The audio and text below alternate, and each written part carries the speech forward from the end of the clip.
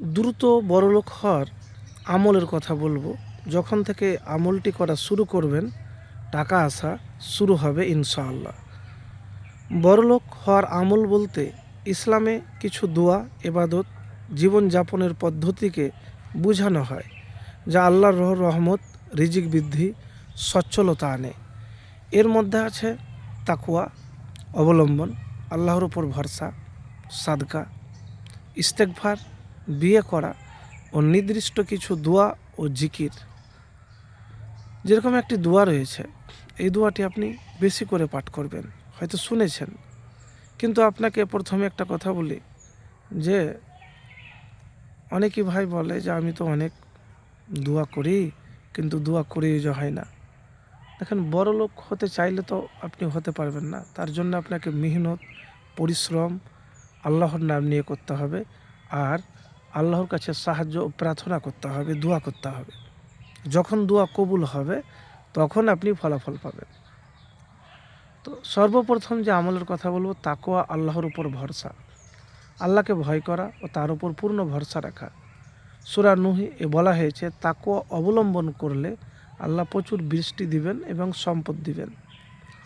2 নম্বরে সাদকা, টাকা পয়সা দান করা নয়, ভালো কাজ, মানুষের উপকার করা, ভালো কথা বলা, এইগুলিও হলো সাদকা। কুল্লু মারুফিন সাদকা, যদি উত্তম কথাবার্তা বলেন তো এইগুলিও হলো সাদকা।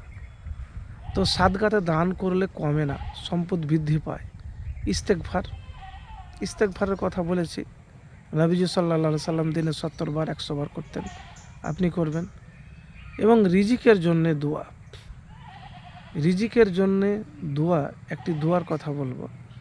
রব্বি আদখিলনি মুদখালা সিদকিউ ওয়াখরিজনি মুখরাজা সিদকিউ ওয়াজআলনি মিন লাদুনকা সুলতানান নাসিরা। দোয়াটির অর্থ হলো, হে রব, আমাদের সত্য প্রবেশ এবং সত্য প্রশস্তান দিন, আপনার পক্ষ থেকে আমাকে সাহায্যকারী ক্ষমতা দিন। এছাড়াও আরও দোয়া রয়েছে, আল্লাহুম্মা ইন্নী আসআলুকা ইলমান নাফিয়া ওয়া রিজকান তাইয়্যিবা ওয়া আমালান মুতাকাব্বিলান। হে আল্লাহ, আমি আপনার কাছে উপকারী জ্ঞান, পবিত্র রিজিক এবং কবুলযোগ্য আমল প্রার্থনা করি। তো জিকির সবসময় পাঠ করবেন, যেমন লা ইলাহা ইল্লাল্লাহ, আলহামদুলিল্লাহ।